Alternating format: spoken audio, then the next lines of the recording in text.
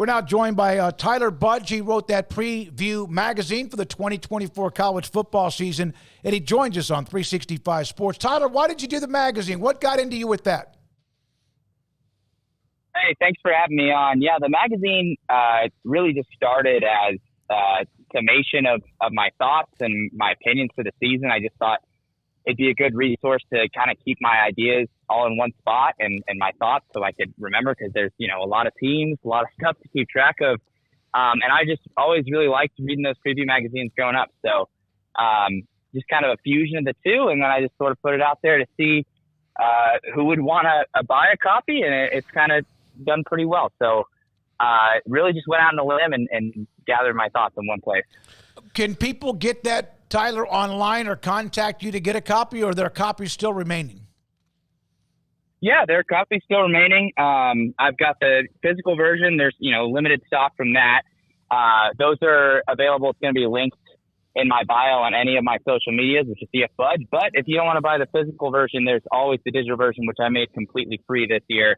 And so that's available online as well. Okay. Tyler, we were just talking about Penn State, West Virginia. Curious your thoughts on that game and how pivotal it could be early in the year for both those teams.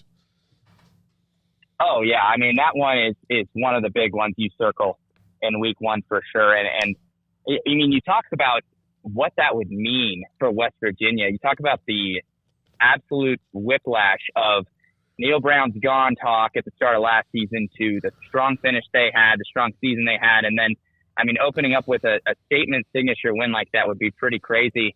And for James Franklin and Penn State, the pressure's on, right? At 12-team playoff, it feels like that should be where Penn State shines. They should be able to get a playoff spot, and that would be put in jeopardy pretty quickly.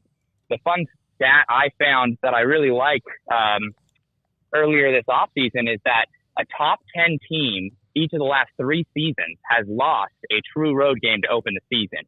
And Penn State's the only such team in week one. So the trends are against them and the pressure is on them for sure right now. Man, that always would give me nightmares when I see something that's kind of a random but unique but also pretty eye-opening stat in that particular case as far as a road team like a Penn State. That's not just, every once in a while that happens.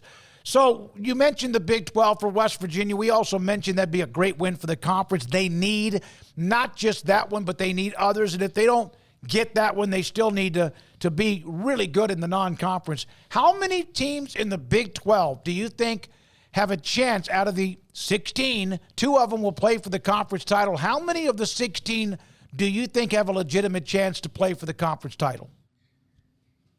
Oh, my goodness. I mean, in the Big 12, it's a bigger number than any. I mean, right off the top of my head, I could rattle off at least 9. And you could go even beyond that if you wanted to stretch your imagination a little bit, because you're talking about the Kansas schools, you're talking about Utah, you're talking about Oklahoma State, and then there's teams like Iowa State and Texas Tech that maybe aren't getting talked about as much. And if you want to get even more like niche and into the weeds, there's the TCUs of the world. Who's talking about TCU? That's a team that was, in the national title game 2 years ago. And Baylor, Dave Aranda has been in the Big 12 title game when people didn't expect that before. So when you talk about parity and everybody having a shot, it really feels like the Big 12 is easily the first conference in that conversation. Which conference do you think will get screwed out of their second team in the playoff? Yeah, I mean, honestly, it does feel like the Big 12 could qualify for that as well, just because of the parity we just talked about and the fact that the Big 10 and SEC are probably going to get their respect. And the ACC could be a candidate for that as well. But I do think those top tier teams are a little bit more known and talked about in terms of the Clemson, Florida State, and Miami's, at least in the eyes of the committee. But they've got to win some of those big conference games and earn that respect. It's not going to be given to them. One of the big ones I think of is that Arkansas-Oklahoma State game. That one is massive because if Oklahoma State, who is perceived one of the Big 12 favorites right now, loses to a bottom-rung SEC team, I mean, the perception honestly might not recover, barring some other signature wins from the Big 12. Yeah, we're talking about picking up a nice win or two that is like a cherry on top. What they can't afford are the bad ones. They don't need, like they can get a nice one, but a bad one ends up almost counting like twice as badly. So that's something that they need to do. By the way, I'm about to put a link up to the tweet from CFB or CF College Football, CF Budge, and it has also a way for people, if they want to get the digital version, to go online. We'll put that up in the chat room. Paul? Tyler, I'm curious of your thoughts on Ole Miss, because they've pushed a lot of chips to the middle of the table, and they are certainly, a team to watch in the SEC, but they've also never gotten over the hump when it comes to winning the SEC title, getting in the playoff. Historically, it's been a very long time since they've done that. Are they a team that can really challenge a team like Georgia or Texas for conference supremacy, or do they have to hope that they're the third team in the SEC? Yeah. I mean, with Ole Miss, talk about the beauty of the NIL transfer portal era. You can just circle a year, say, this is our year. We've got the right combination of guys returning, staff continuity, everything. We think we can win it all, and you can just invest your resources accordingly, which is precisely what Ole Miss did this offseason. And because of that, I think that's the silver lining, is a team like Ole Miss can actually have a chance to do something. The fact that they host Georgia is huge, and I think another big part of it that you really need if you're Ole Miss, right? You're a supremely talented, good team this year, but you still have the Bamas and the Georgias of the world in that conference. Schedule dynamics. That's the thing you need, and if there's a team that has that working in their favor, it's Ole Miss. I mean, miraculously, with an SEC schedule, you look at that Charmin Ultra Soft start to their schedule, they could realistically get off to like a 5-0 start, get everybody in rhythm, get these transfers gelling in, and get on a roll. So I am buying the Ole Miss hype, and I think there is a path there. Texas lost Baxter, the great running back out of Florida, for the year. Jaden Blue's an unbelievable story. If I'm right, didn't he leave his high school a year early, or did not play his senior year? It was at Klein Kane. He started out his high school. Hell of a running back. He had an explosive touchdown. And I remember once he just threw like a dart. They still have great depth at running back, but that's going to hurt him a little bit. Your thoughts about that injury with C.J. Baxter out for the year? Yeah, I saw that one this morning. That absolutely broke my heart. I mean, C.J. Baxter is just such a beast. I believe he was a true freshman last season, if I'm not wrong. And he absolutely killed it when he was in. But Jaden Blue is absolutely a phenomenal running back as well. So, you got to make the best of the situation. Everyone's suffering injuries.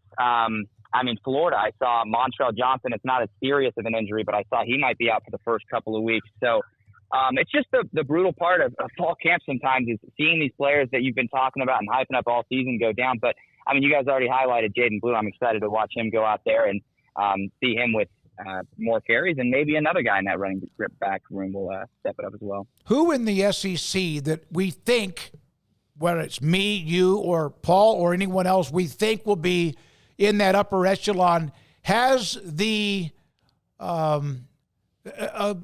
ability to maybe disappoint?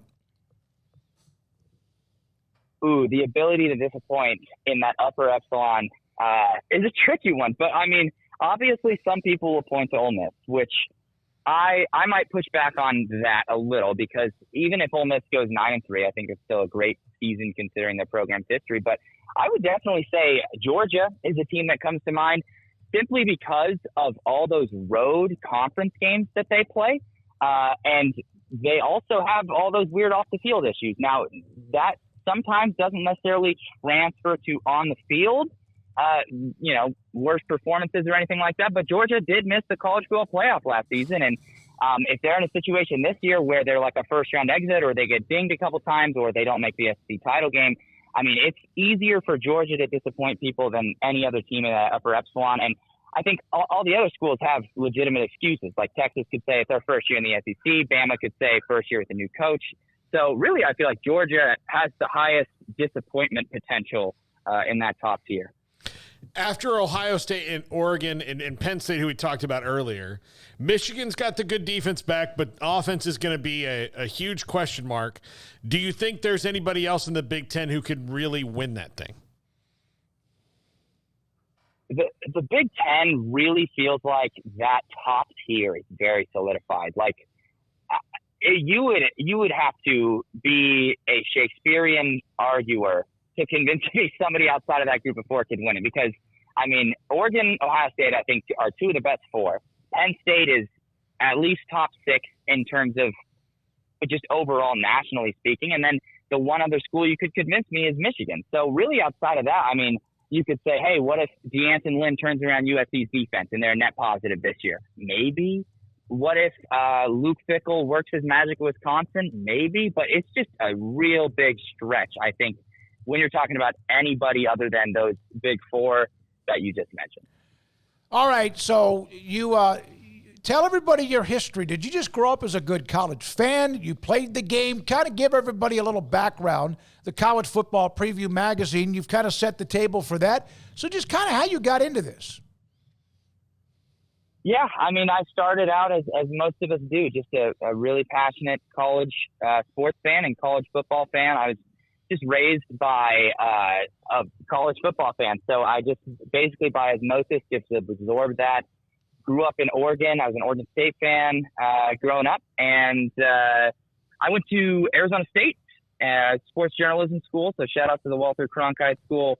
And there I just, some of my buddies started posting their opinions online and getting traction and stuff. And I was around the sport so much that I was like, I really think I could go out there and talk about college football and be qualified. And it wasn't until really a little over 2 years ago that stuff started picking up steam. And I realized, wow, this could actually turn from like a hobby to a legitimate thing. And really all you have to do is be well researched and passionate about it and know more than the average person, basically. So that, and then that led into the Preview magazine last season. And it's just been awesome. The growth that's happened over the last couple of years. And then, of course, going to media days has really helped me connect with the sport more. It's one of my favorite things to do in the off season, really makes you feel more connected to it. So basically that's how it has come to fruition, and we're just going to keep on moving up. Well, hopefully this gives you a little bit more of a nudge too, if not that you need it, but walked up to our table, Garrett. Remember, Paul, walked up to our table in Vegas and just said, hey, here's the magazine. And it took a lot of nuts to do that,